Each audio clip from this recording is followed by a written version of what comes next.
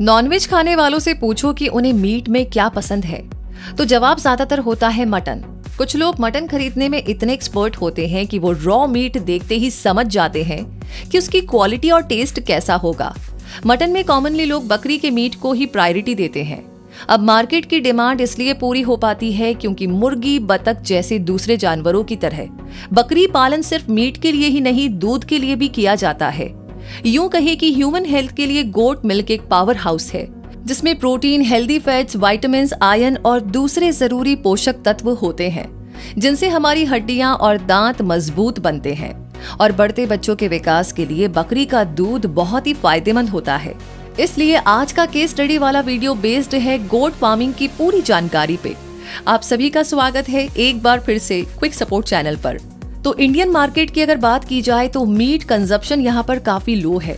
Currently 4.5 kg per capita के हिसाब से लोग मीट कंज्यूम कर रहे हैं और पिछले 20 सालों में सिर्फ 1 kg का ही इजाफा हुआ है।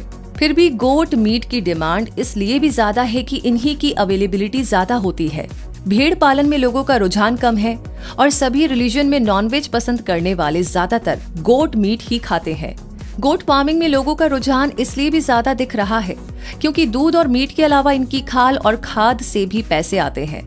साथ ही कोई किसान अगर अच्छी नस्ल की बकरियां अपने फार्म पे रखता है तो दूसरे किसानों को बकरी के मेमने बेच करके भी इनकम होती है। जहां तक इनके रखरखाव की बात है तो ऊंचाई और लंबाई में इनकी कद छोटी होती है, इसलिए इनकी देखभाल करना आसान होता है और कम जगह में भी बकरी पालन का काम हो जाता है। इसके अलावा गोट मिल्क में लैक्टिक एसिड और विटामिन ए होता है, जिससे हमारी स्किन स्मूथ बनती है। इसलिए ब्यूटी प्रोडक्ट्स में भी इसका काफी यूज होता है। और पिछले कुछ सालों से इंडिया में गोट फार्मिंग ट्रेंड में है। ऐसे बहुत सारे लोग हैं जो अपनी अच्छी खासी नौकरी छोड़कर गोट फार्मिंग से तगड़ा मुनाफा कमा रहे हैं और इस एरिया में एंटरप्रेन्योरशिप को बढ़ावा दे रहे हैं। वैसे फार्मिंग के लिए अच्छी ब्रीड की बकरियों की बात की जाए तो किसी भी पशुपालन के बिजनेस में सबसे ज्यादा जरूरी है अच्छी नस्ल के जानवर को चुनना। इससे आपको हर तरह से फायदा होता है। जैसे अगर आप दूध के लिए बकरी पालन करना चाहते हैं तो Jamunapari, Toggenburg, Anglo Nubian, Saanen Alpine जैसी नस्ल की बकरियां ज्यादा बेहतर होती हैं। अगर फाइबर के लिए गोट फार्मिंग करने जा रहे हैं, कश्मीरी और अंगोरा नस्ल की बकरियां अच्छी मानी जाती हैं। बकरी की खाल भी बहुत ज्यादा डिमांड में रहती है, इसलिए ब्लैक बंगाल गोट इसके लिए परफेक्ट है। इनकी खाल की डिमांड इंटरनेशनल मार्केट में भी है। अगर आप खाद के लिए बकरी पालन करने की सोच रहे हैं तो लगभग सभी बकरियों का गोबर खाद के तौर पे काफी उर्वरक माना जाता है। किसानों के द्वारा इसे भी खेतों में अच्छी फसल के लिए इस्तेमाल किया जाता है। बकरियों का प्रजनन करवा करके अगर उनके बच्चे से मुनाफा कमाना है तो सिरोही, बर्बरी, अजमेरी, ब्लैक बंगाल जैसी नस्लें बेहतर मानी जाती हैं। अगर आप गोट फार्मिंग के लिए बकरियां लेने की सोच रहे हैं तो किसी सर्टिफाइड फार्म से लीजिएगा, क्योंकि फार्म्स में अक्सर अच्छी नस्ल की बकरियां मिलती हैं जिनकी सेहत का अच्छा खासा ख्याल रखा जाता है और उन्हें बीमारी से बचाने के लिए वैक्सीन भी दिलवाई जाती है। अच्छी सेहत होने पे इनकी प्रजनन और उत्पादक क्षमता दोनों ही बेहतर बनी रहती है। और अगर अब इनके फूड की बात की जाए तो बकरियां आमतौर पे सभी तरह का सूखा और गीला चारा, मक्का, ज्वार, बाजरा, चावल और दाल के छिलके खा लेती हैं। इससे उनकी सेहत भी अच्छी बनी रहती है और किसान भाइयों को अधिक फायदा होता है। चारे के साथ हरी सब्जियों के छिलके और सप्लीमेंट्स भी दिए जाते हैं ताकि उनकी सेहत अच्छी बने। आप जहां भी अपना गोट फार्म खोल रहे हैं वहां अगर आसपास कोई खुली जगह, खेत या हरा भरा ग्राउंड है तो बकरियों को चढ़ने का मौका मिलता है। वो खुद चारा चुन के खा लेती हैं। तो ये तो हमने की उनके खाने की बात। अब बात करते हैं कि कैसा होना चाहिए गोट फार्म। तो यहाँ पर सबसे पहले अगर स्ट्रक्चर के बारे में जाने तो गोट फार्म में बहुत ज्यादा खर्चा नहीं है। बकरियां जहाँ पर रहती हैं वहाँ नेट और लोहे से उनके रहने का बाड़ा बनाया जाता है और उनकी सेफ्टी के इंतजाम भी रखने होते हैं, क्योंकि अगर चोरी हो गई तो काफी नुकसान हो सकता है। साथ ही गोट फार्मिंग करने वाले किसान बताते हैं कि फार्मिंग की शुरुआत में पहले ज्यादा इन्वेस्टमेंट फार्म बनाने के बदले बकरियां खरीदने के लिए किया जाना चाहिए। अक्सर होता यह है कि स्ट्रक्चर पे ज्यादा खर्चा देने के बाद जानवर खरीदने के लिए फंड्स की कमी हो जाती है, तो इस बात का खास ध्यान रखें। अगर बात करें फार्म के साइज की तो इसकी शुरुआत आप 50 फीट से भी कर सकते हैं। मीडियम साइज का फार्म रहा तो 100 से 150 फीट तक के फार्म में 100 तक बकरियां आराम से पाली जा सकती हैं। डिपेंड करता है कि उनकी साइज क्या है। गोट फार्म बनवाने के लिए बहुत ज्यादा हाईटेक इंतजाम नहीं करना पड़ता है। टिन शेड और लोहे का स्ट्रक्चर खड़ा करके भी बकरियों को रखा जा सकता है, जहां पर वो धूप और बरसात से बची रहे।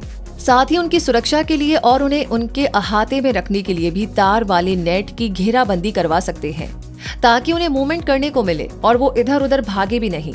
और ध्यान रखने वाली बात ये है कि फार्म के अंदर जहां बकरियां रहती हैं, वहां लाइट की व्यवस्था हो, साफ सफाई लगातार होती रहे और जानवरों की सेहत का ख्याल रखा जाए। फार्म के अगर ओवरऑल लुक पर जाना चाहते हैं तो आपको उसका डिजाइन अच्छा बनवाना होगा। जहां पर बकरियां रहती हैं, मतलब उनके खाने और पीने के लिए फार्म के अंदर ही फिक्स नालीदार स्पेस हो, जहां तैयार किया हुआ चारा और पानी डाल देने पे बकरियां आराम से उन्हें खा पी सके। अब आते हैं इन्वेस्टमेंट पर। जहां तक बात है इन्वेस्टमेंट की, तो गोट फार्मिंग की शुरुआत 10 से 12 लाख रुपए से की जा सकती है।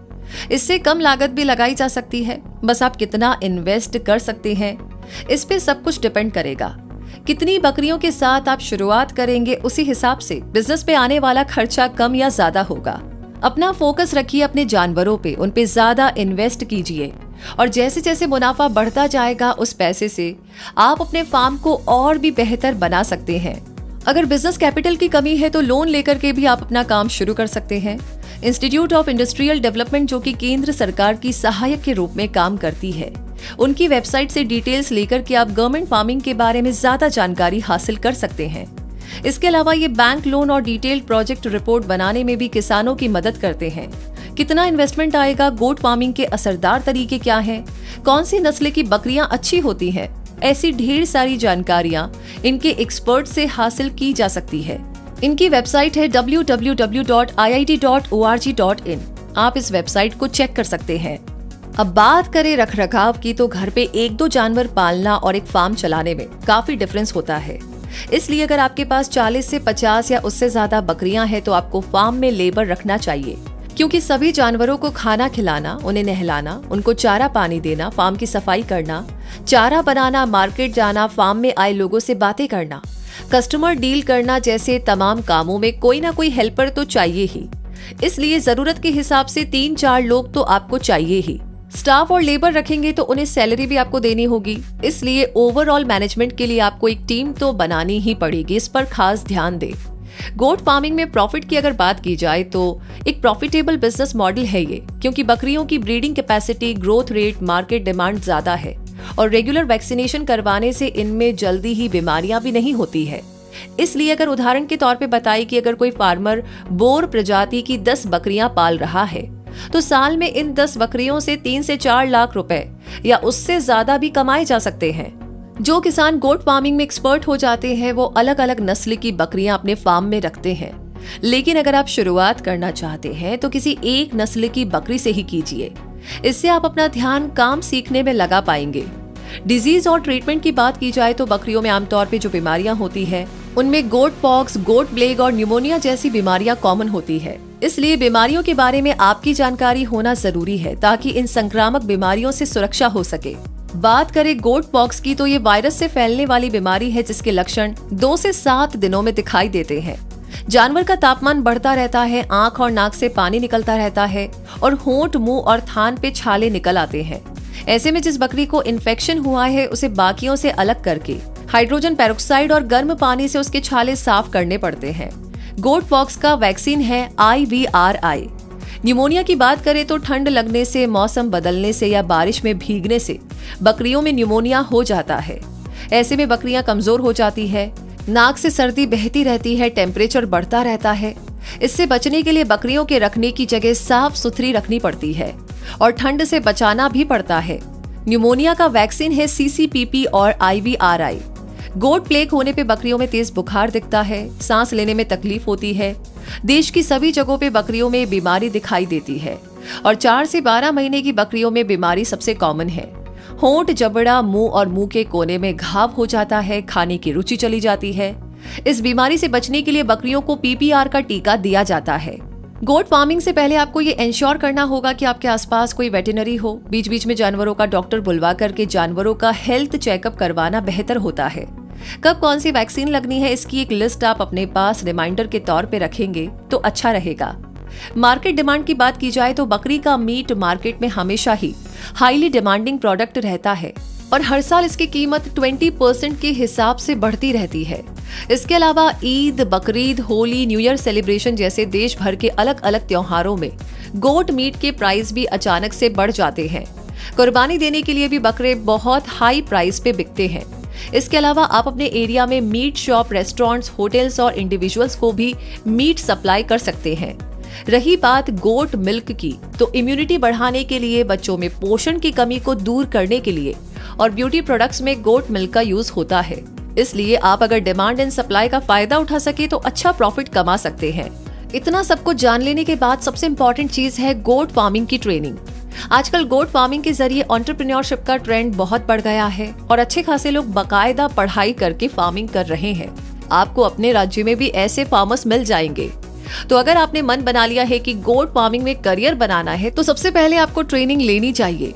Indian Council of Agricultural Research के Central Institute for Research on Goats की वेबसाइट www.cirg.res.in पे जाएंगे तो आपको गोट फार्मिंग की ट्रेनिंग के ऊपर बहुत सारे प्रोग्राम्स का पता चलेगा।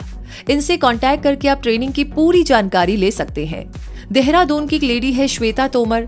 वो फैशन डिजाइनिंग का करियर छोड़कर गोट फार्मिंग कर रही है और वो इंटरेस्टेड लोगों को ट्रेनिंग भी देती है।